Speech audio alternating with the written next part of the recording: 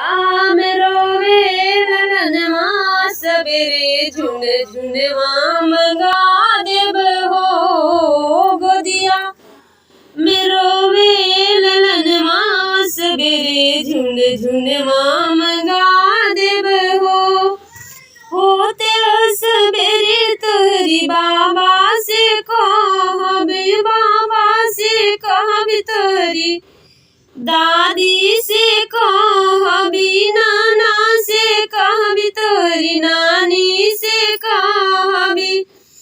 चाचा से कहबी तोरी चाची से कहबी मामा से कहबी तोरी मामी से कहबी भैया से कहबी तोरी भाभी से कहबी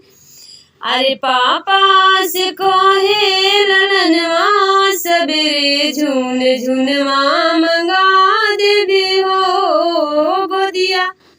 में रोवे ललनवा सबेरे झुन झुनवा मंगा देवे हो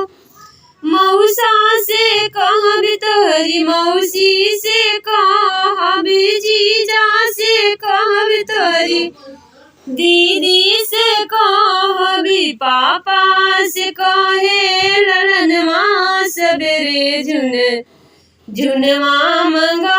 देव हो गोदिया में रोवे ललनवा